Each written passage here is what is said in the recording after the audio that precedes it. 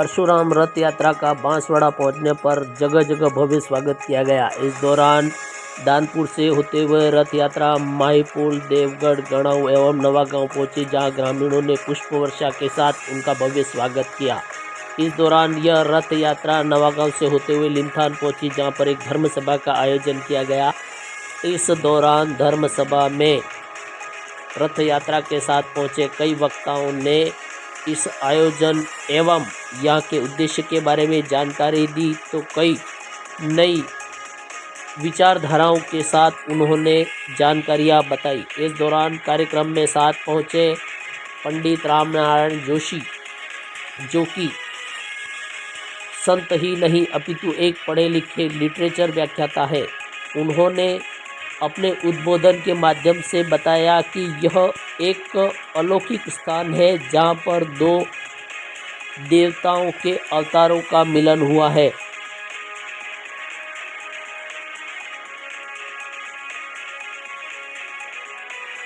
इस क्षेत्र में आने के बाद उन्हें किस तरह की सुखद अनुभूति का एहसास हुआ, तो आइए हम ले चलते हैं आपको उनके पास, जहां उनके उद्बोधन के साथ ही इस क्षेत्र की महिमा के बारे में भी वे जानकारी देंगे।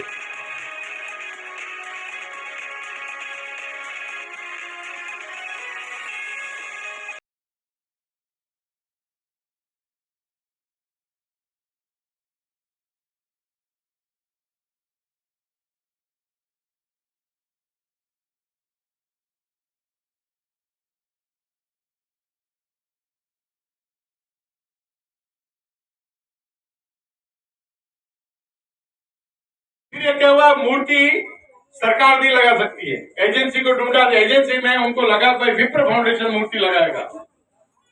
हमारे जिम्मे में काम किया, मूर्ति लगभग बन रही है, गुड़गांव में बन रही है, जिन्होंने हमारे प्रमोद जी बैठे हैं, नाथोराम भगवान शिव जी की जिन्होंने मूर्ति बनाई। श्री कृष्ण मंदिर लिमथान में बता रहे हैं, आपको यहाँ आने के बाद किस तरह की अनुभूति हुई? अनंत, ये आपके पूछने से ही मेरे रोम रोम उद्वेलित हो गए हैं। ये अनंत स्थान है, ये दो अवतारों के मिलन का स्थान है। संपूर्ण विश्व में भगवान नारायण के दो अवतार एक स्थान पर दोनों का मिलन होना, ये अभूतपूर्व है। ये एक शक्ति केंद्र है। इसकी शक्ति की अनुभूति अनंत काल तक रहने वाली है। इसकी पवित्रता, इसका गौरव और इसके सम्मान के लिए संपूर्ण समाज को खड़े होना चाहिए। ये एक बहुत ही बड़ा तीर्थ स्थान है और सामान्यता जहाँ पर लोग मंदिर की स्थापना, मूर्ति की स्थापना ये करते हैं, बड़े बड़े मंदिर बनाते हैं, लेकिन उनकी सिद्धि का कोई प्रमाण नहीं रहता है। लेकिन ये तो स्वयं साक्षात सिद्ध है। नारायण अवतार भगवान जो सतयुग में हुए, त्रेता में और द्वापर तक केवल भगवान श्री कृष्ण से मिलने के लिए अपना स्थान छोड़ के आए और इस स्थान पर मिलन हुआ। मतलब शब्दातीत है ये स्थान।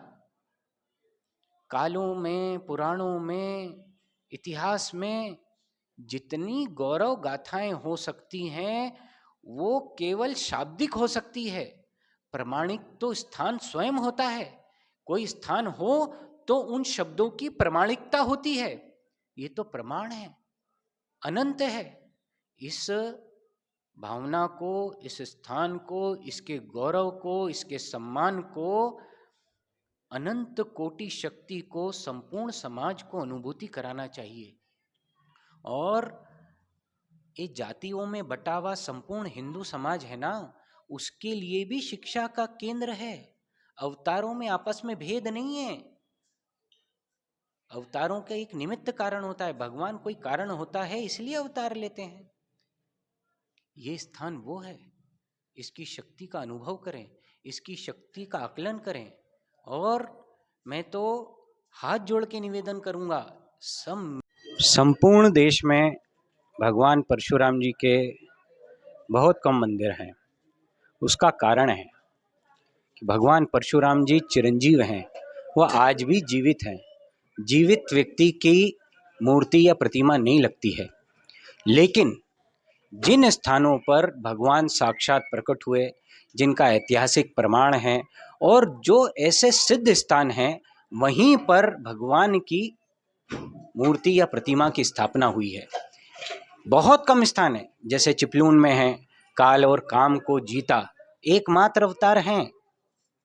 काल मतलब समय, क्या समयातीत हैं, और काम कोई नहीं जीत पाया। भगवान भोलेनाथ के सामने तो भस्म कर दिया, जीता नहीं।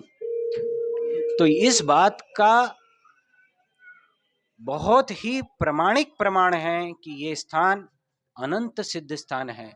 और परशुराम जी का यहाँ मंदिर होना, सामने भगवान श्री कृष्ण का मंदिर होना, इस स्थान के पुराणों में जितना भी विवरण है उसको प्रमाणित करने के लिए सबसे सिद्ध स्थान है।